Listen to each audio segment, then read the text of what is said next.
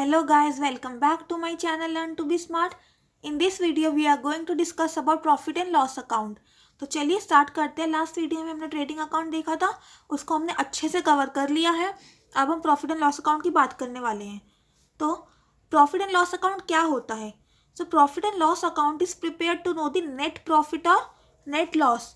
Net profit और net loss, profit and loss account से हमें पता चलता है कि क्या नेट प्रॉफिट आएगा या फिर क्या नेट लॉस आएगा। जब हमने ट्रेडिंग अकाउंट बनाया था उससे हमें ग्रॉस प्रॉफिट ग्रॉस लॉस पता चलता है, और प्रॉफिट एंड लॉस अकाउंट में नेट प्रॉफिट और नेट लॉस। फिर हम बैलेंस शीट बनाते हैं। ये बात मैंने आपको लास्ट वीडियो में भी बताई थी, लास्ट वीडियो में बताई थी मैंने। तो profit and loss account second step होता है फाइनल अकाउंट्स का। पहले ट्रेडिंग अकाउंट बनेगा, फिर प्रॉफिट एंड लॉस अकाउंट बनेगा। अब प्रॉफिट एंड लॉस अकाउंट में सिर्फ और सिर्फ इनडायरेक्ट एक्सपेंस ही डेबिट होते हैं और इनडायरेक्ट इनकम क्रेडिट होती है। ट्रेडिंग अकाउंट में डायरेक्ट एक्सपेंस रिकॉर्ड होते थे, प्रॉफिट एंड लॉस अकाउंट में इनडायरेक्ट एक्सपेंस रिकॉर्ड होंगे। इनडायरेक्ट एक्सपेंस डेबिट होंगे और इनडायरेक्ट इनकम क्रेडिट होंगी। अब ये इनडायरेक्ट एक्सपेंस और इनडायरेक्ट इनकम होती क्या है? पहले हम बात करते हैं इनडायरेक्ट एक्सपेंस। इनडायरेक्ट एक्सपेंस मतलब जो डायरेक्ट एक्सपेंसेस नहीं है। जैसे कि एग्जाम्पल क्या क्या हो सकता है, अगर जैसे कि सैलरीज पे कर रहे हैं तो सैलरीज हो गया, रेंट पे कर रहे हैं, उसके बाद डेप्रीसिएशन है, किसी भी फिक्स्ड एसेट पर डेप्रीसिएशन का खर्चा, ये इनडायरेक्ट एक्सपेंस है। देन डिस्काउंट अलाउ किया, कमीशन पे करा, इंश्योरेंस दे रहे हैं, और कोई भी एसेट को बेचने पे लॉस हो गया, या फिर लॉस बाय थेफ्ट हो गया, या फिर लॉस बाय फायर हो गया, देन बैड डेट्स हो गए हैं। ओके और कैरेज आउटवर्ड्स, मैंने आपको बताया था ट्रेडिंग अकाउंट में सिर्फ कैरेज इनवर्ड रिकॉर्ड होगा, carriage outwards profit and loss account में जाएगा। और वैसे ही फ्रेट इनवर्ड्स ट्रेडिंग अकाउंट का पार्ट है और freight outwards profit and loss account का पार्ट है। और एक और बात, सैलरीज एंड वेजेस में भी मैंने आपको बताया था कि अगर दोनों टर्म एक साथ कंबाइन हो जाते हैं, वैसे अगर अलग अलग आए तो वेजेस तो डायरेक्ट एक्सपेंस है वो ट्रेडिंग में जाएगा, सैलरीज इनडायरेक्ट एक्सपेंस है वो P&L में आएगा। लेकिन अगर दोनों एक साथ आ जाते हैं तो हम सिर्फ फर्स्ट टर्म को देखते हैं। अगर गिवन है वेजेस एंड सैलरीज तो फर्स्ट क्या है, वेजेस। वेजेस डायरेक्ट होता है तो वो ट्रेडिंग अकाउंट में जाएगा। और अगर सैलरीज एंड वेजेस गिवन है तो फर्स्ट टर्म क्या है, सैलरीज। सैलरीज इनडायरेक्ट एक्सपेंस है तो ये फिर P&L अकाउंट में रिकॉर्ड होगा। ठीक है, और क्या क्या एक्सपेंस हो सकते हैं? इंश्योरेंस पे किया, पोस्टेज, स्टेशनरी, एडवर्टीजमेंट एक्सपेंसेस, ये सारे इनडायरेक्ट एक्सपेंसेस होते हैं और इसको हम रिकॉर्ड करते हैं debit side of profit and loss account. वैसे इनडायरेक्ट इनकम होती है, जैसे कि डिस्काउंट मिला, इंटरेस्ट मिला, रेंट मिला, जो बैड डेट्स हुए थे वो बाद में रिकवर हो गया, उन बैड डेट्स का पैसा बाद में मिल गया। देन एसेट को बेचने पे गेन हो गया, या फिर और अदर इनकम हो सकती है, कमीशन मिला, तो ये सब इनडायरेक्ट इनकम होती है। Indirect expenses will be recorded on the debit side of P&L account and indirect income will be recorded on the credit side of P&L account. तो एक बार फॉर्मेट देख लेते हैं P&L अकाउंट का। बहुत सिंपल फॉर्मेट है। स्टार्टिंग आपको कैसे करनी है, profit and loss account for the year ended. वैसे ही इसमें भी दो साइड होंगी, one is debit side and another is credit side. Particular amount debit side पे सारे एक्सपेंसेस रिकॉर्ड होंगे और क्रेडिट साइड पे सारी इनकम रिकॉर्ड होगी। स्टार्टिंग हम कैसे करते हैं प्रॉफिट एंड लॉस अकाउंट की, ग्रॉस प्रॉफिट या फिर ग्रॉस लॉस से। पहले हमने ट्रेडिंग अकाउंट बनाया, उससे हमें क्या पता चला, कितना ग्रॉस प्रॉफिट हुआ या फिर कितना ग्रॉस लॉस हुआ। उस ग्रॉस प्रॉफिट और ग्रॉस लॉस को हमें P&L अकाउंट में लाकर ट्रांसफ़र करना होता है। तो ग्रॉस प्रॉफिट ट्रेडिंग अकाउंट के डेबिट साइड आता है तो वो ट्रांसफ़र होगा P&L अकाउंट में, तो P&L अकाउंट में डेबिट साइड से वो क्रेडिट साइड आएगा। तो ग्रॉस प्रॉफिट हम लिख देंगे क्रेडिट साइड, और ग्रॉस लॉस ट्रेडिंग अकाउंट की डेबिट साइड आता है, डेबिट ट्रेडिंग अकाउंट की क्रेडिट साइड आता है, तो वो फिर अगर ट्रांसफ़र होगा P&L अकाउंट में तो वो फिर डेबिट साइड रिकॉर्ड होगा टू ग्रॉस लॉस। तो जिस तरह से ग्रॉस प्रॉफिट या ग्रॉस लॉस में से एक ही आ सकता था, तो P&L अकाउंट में भी हम एक ही चीज़ लिखेंगे। अगर ग्रॉस प्रॉफिट हुआ तो ग्रॉस प्रॉफिट आएगा, ग्रॉस लॉस हुआ तो ग्रॉस लॉस आएगा, दोनों चीज़ एक साथ नहीं आ सकती। ये रिकॉर्ड करने के बाद हमें सारे एक्सपेंसेस और इनकम रिकॉर्ड करनी है।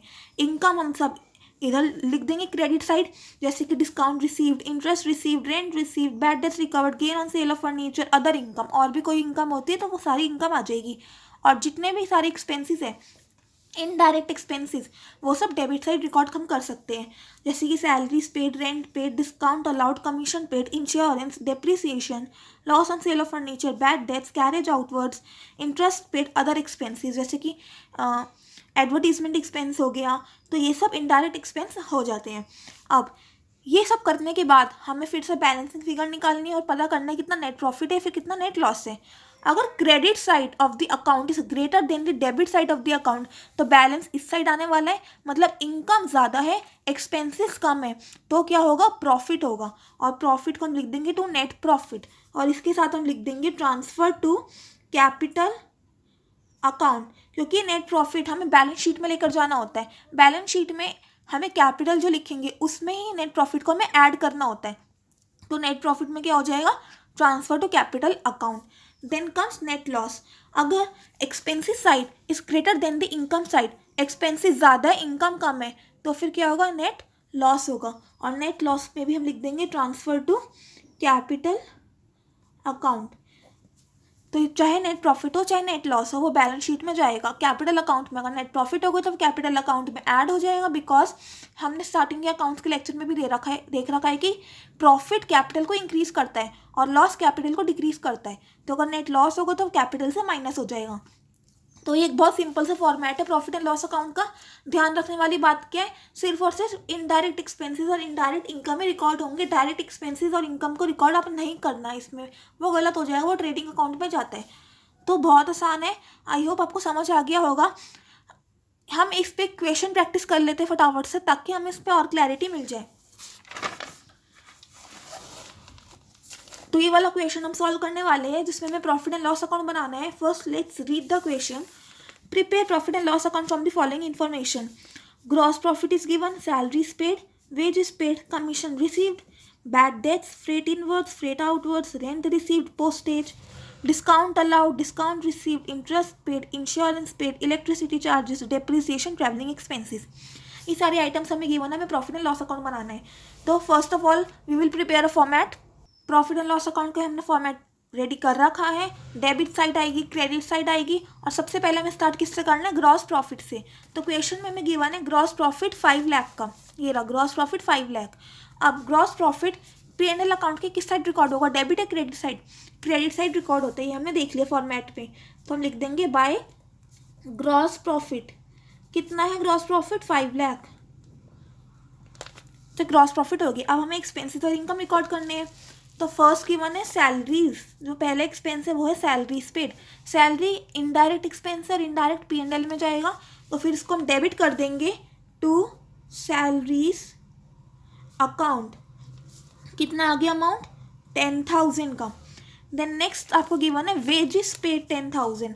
अब वेजेस डायरेक्ट एक्सपेंस होता है, डायरेक्ट एक्सपेंस ट्रेडिंग में जाएगा, तो इसको हम P&L में नहीं डाल सकते, ठीक है, ये बात समझना, वेजेस P&L में नहीं आएगा।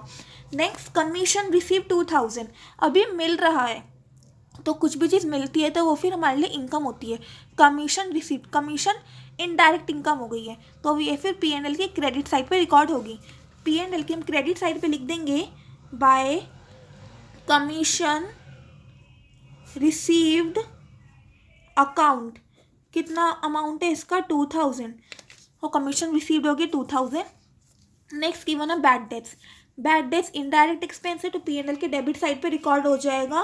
सो टू बैड डेट्स अकाउंट 4,000। उसके बाद है आपके पास फ्रेट इनवर्ड्स गिवन है, और मैंने आपको बताया था फ्रेट इनवर्ड्स डायरेक्ट एक्सपेंस होता है। डायरेक्ट एक्सपेंस ट्रेडिंग में जाएगा, तो फ्रेट इनवर्ड्स P&L में नहीं आएगा, तो हम इसको भी इग्नोर कर देंगे। एक तो अभी तक हमने वेजेस को इग्नोर किया P&L बनाते वक्त, और फ्रेट इनवर्ड्स को इग्नोर किया। उसके बाद है फ्रेट आउटवर्ड्स। तो फ्रेट आउटवर्ड्स हमेशा P&L में आएगा, तो फिर इसको हम लिख देंगे टू फ्रेट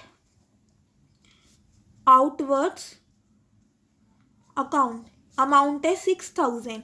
उसके बाद गिवन है rent received 15,000। Rent received is indirect income, indirect income will be recorded on the credit side of profit and loss account, तो हम लिख देंगे बाय रेंट रिसीव्ड अकाउंट 15,000 का अमाउंट। देन नेक्स्ट है postage.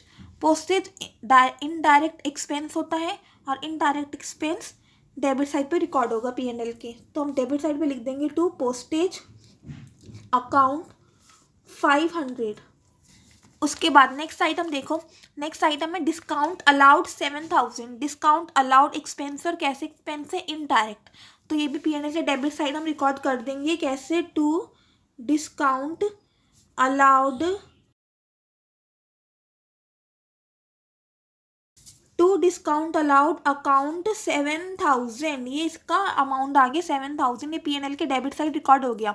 उसके बाद हमारे पास गिवन है डिस्काउंट रिसीव्ड इनडायरेक्ट इनकम है, तो ये P&L की क्रेडिट साइड रिकॉर्ड हो जाएगी बाय डिस्काउंट रिसीव्ड अकाउंट। कितना अमाउंट है इसका 5,000, तो डिस्काउंट रिसीव 5,000 क्रेडिट साइड हमने रिकॉर्ड कर दिया। नेक्स्ट आइटम देखो कितनी जल्दी जल्दी क्वेश्चन सॉल्व हो रहा है। अगर हमें पता है कि कहाँ क्या चीज़ कौन सी साइड जाएगी, किस अकाउंट में जाएगी, तो हम उसको फटाफट से रिकॉर्ड कर सकते हैं, कोई दिक्कत वाली बात है ही नहीं।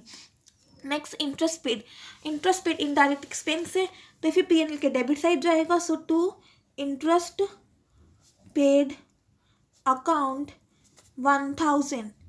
उसके बाद है इंश्योरेंस पेड 10,000, इंश्योरेंस पे 10,000 is again an indirect expense, so it will again be recorded on the debit side of P&L account. So to insurance paid account amount is 10,000. The next electricity charges भी indirect expense है, तो ये भी आ जाएगा इधर ही। to electricity charges account 3,000. Next given क्या है depreciation 15,000, depreciation again indirect expense है, तो ये आ जाएगा टू डेप्रीसिएशन अकाउंट 15,000। और लास्ट गिवन है हमारे पास ट्रैवलिंग एक्सपेंसेस। देखो ट्रैवलिंग एक्सपेंसेस गिवन है 8,000 का, और ये भी फिर से इनडायरेक्ट एक्सपेंस हो गया। सो टू ट्रैवलिंग एक्सपेंसेस अकाउंट 8,000। तो गाइस हमने सारे के सारे indirect expenses, indirect income record कर लिए है, ग्रॉस प्रॉफिट रिकॉर्ड कर लिया है, और जो डायरेक्ट एक्सपेंस इनकम है वो हमने रिकॉर्ड नहीं करी है बिकॉज वो ट्रेडिंग अकाउंट में जाएगा। अब हमें निकालना है बैलेंस की प्रॉफिट आया फिर लॉस आया। सबसे पहले हम क्रेडिट साइड का टोटल करते हैं। ये है 5 लाख प्लस 2,000 प्लस 15,000 प्लस 5,000, कितना 5,22,000। इसमें से माइनस कर देंगे डेबिट साइड का। अब हमें देखने से पता चल रहा है कि क्रेडिट साइड का टोटल ज़्यादा आएगा, तो हम दोनों साइड टोटल में 5,22,000 लिख देते हैं। 5,22,000 and we will subtract from it the amount of debit expenses. तो माइनस कर देंगे पहले 10,000 एंड माइनस कर देंगे 4,000, उसके बाद minus 6,000 minus 500 minus 7,000 minus 1,000 minus 10,000 minus 3,000 minus 15,000 and minus 8,000। तो कितना आ जाता है हमारे पास बैलेंस 4,57,500। और ये क्या आ गया टू नेट प्रॉफिट अकाउंट। तो इसी के साथ हमने कंप्लीट कर लिया है प्रॉफिट एंड लॉस अकाउंट की प्रिपरेशन। आई होप आपको अच्छे से समझ आ गया होगा। कोई भी डाउट हो कमेंट सेक्शन में पूछना, मैं आपको रिप्लाई करूँगी ज़रूर। चलिए गाइस हम मिलते हैं नेक्स्ट वीडियो में। बैलेंस शीट देखेंगे हम कैसे बनाते हैं, वो भी बहुत ज़्यादा इंपॉर्टेंट है बैलेंस शीट, तो हम उसको नेक्स्ट वीडियो में सीखेंगे गाइस। तब तक के लिए stay happy, keep learning, bye bye.